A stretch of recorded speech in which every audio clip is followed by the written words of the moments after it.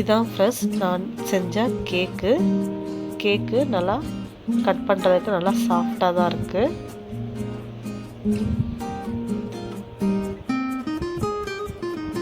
பாருங்கள், இந்த அளவுக்கு நல்லா பாஞ்சியாக இருக்குது. நல்லா அமுக்கும் போது எவ்வளோ சாஃப்டாக இருக்குன்னு உங்களுக்கு தெரியுதுல்ல. ஆனால் சாப்பிட்றதுக்கும் நல்லா டேஸ்ட் இருந்தது. நான் சாப்பிட்டு பார்த்துட்டேன்.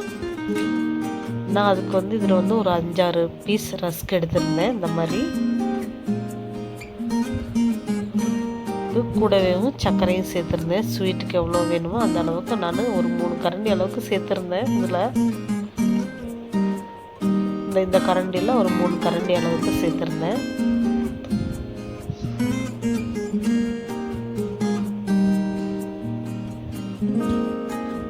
இதை நல்லா பவுடராக அரைச்சி எடுத்துக்கிட்டேன், ரஸ்கையும் சர்க்கரையும்.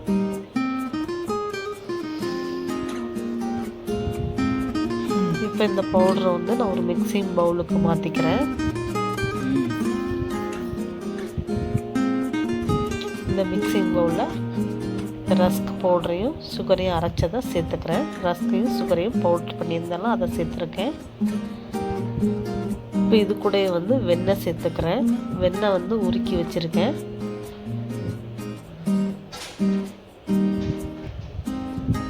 வெண்ணெய் எந்த அளவுக்கு சேர்த்தேனோ அதே அளவுக்கு கோதுமை மாவு சேர்த்துக்க போகிறேன்.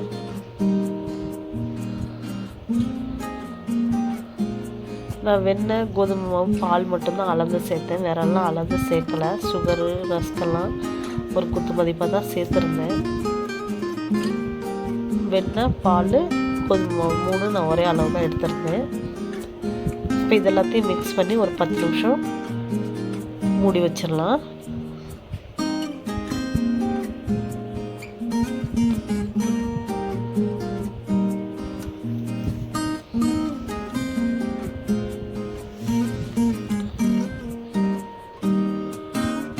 நல்லா மிக்ஸ் பண்ணிட்டு ஒரு 10 நிமிஷம் மூடி வச்சுருந்தேன். அதுக்கப்புறம் இது எப்படி இருக்குன்னு பார்க்கலாம்.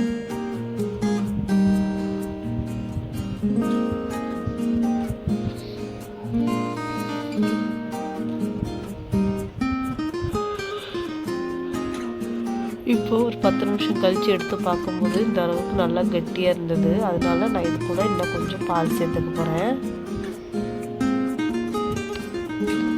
ஃபஸ்ட்டு எந்த அளவுக்கு பால் எடுத்தேனோ அதே அளவுக்கு தான் திரும்பவும் பால் எடுத்துக்க போகிறேன். இந்த அளவு பால் நான் இதில் கொஞ்சம் கொஞ்சமாக சேர்த்து இதில் மிக்ஸ் பண்ணிக்க போகிறேன்.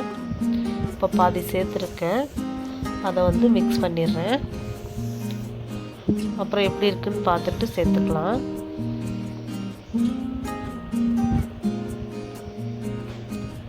மிச்சத்தையும் சேர்த்துட்டேன். இந்த பவுலில் நான் எடுத்துருந்த இந்த சின்ன பவுலில் ஒரு பவுல் அளவுக்கு பால் சேர்த்துருக்கேன். இதெல்லாத்தையும் மிக்ஸ் பண்ணிட்டேன். நான் மிக்ஸ் பண்ணிவிட்டு இது கூட ஈனோ சேர்த்துக்க போகிறேன். நான் இந்த ஒரு பாக்கெட் ஃபுல்லாகவே சேர்த்துட்டேன். சேர்த்து அதையும் நல்லா மிக்ஸ் பண்ணிட்டேன்.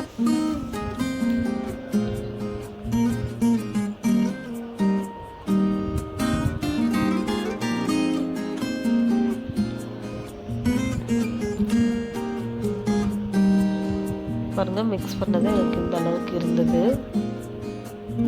இதை நான் இப்போ எந்த கேக் எதில் செய்ய போகிறேனோ அதில் மாற்றிக்க போகிறேன்.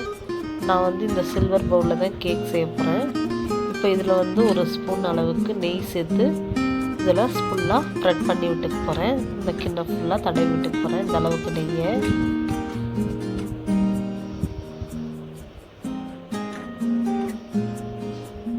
இப்போது நான் இந்த கிண்ணம் ஃபுல்லாக தடவிட்டேன். உள்ள குடி. இப்போ நான் இந்த மாவை இதில் சேர்த்துக்கிறேன்.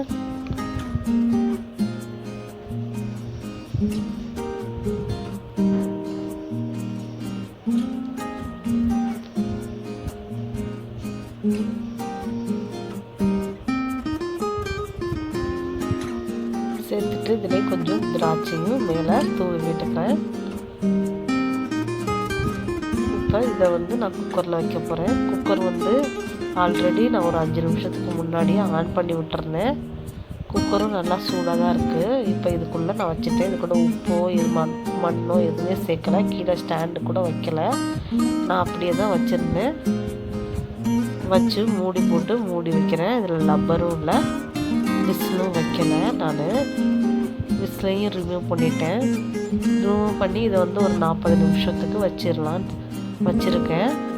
அப்புறம் நடுவில் ஒரு 15 நிமிஷம் கழித்து நான் இதை ஓப்பன் பண்ணி அந்த உள்ளே வச்சுருந்த பவுலுக்கு வந்து ஒரு மூடி போட்டு மூடி வச்சேன். இப்போ வந்து கிட்டத்தட்ட ஒரு 45 நிமிஷம் ஆயிடுச்சு. 45 நிமிஷம் கழித்து இதை ஓப்பன் பண்ணுறேன். நான் அந்த மூடி வந்து 15 நிமிஷத்துக்கு அப்புறம் தான் இந்த மூடி போட்டேன்.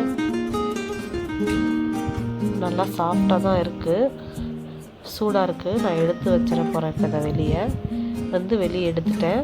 நல்லா சூடாக இருக்குது. கேக்கும் நல்லா வெந்து வந்திருக்கு.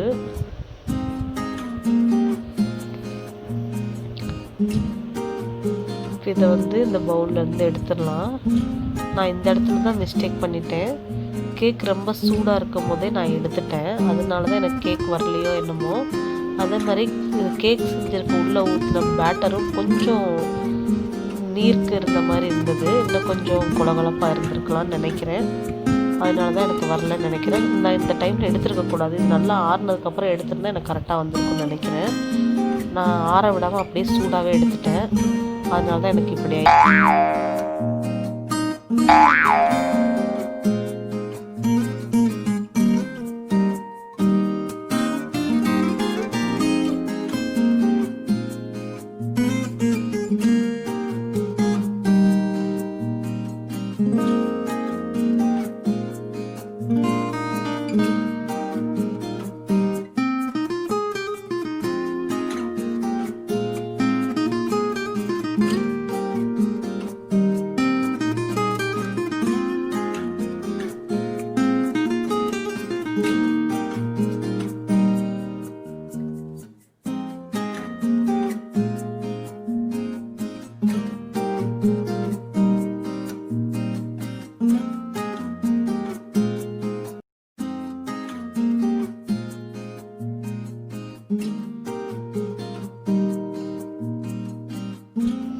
இப்போ வந்து கேக் வந்து 1 மணி நேரம் கழித்து நல்லா ஆறி இருக்குது.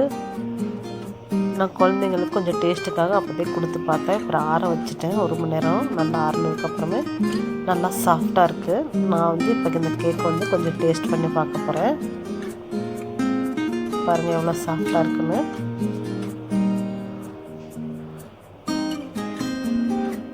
கேக்கும் ரொம்ப டேஸ்ட்டாக தான் இருக்குது. இந்த வீடியோ உங்களுக்கு பிடிச்சிருந்தா கண்டிப்பாக லைக் பண்ணுங்கள், ஷேர் பண்ணுங்கள். தேங்க்யூ.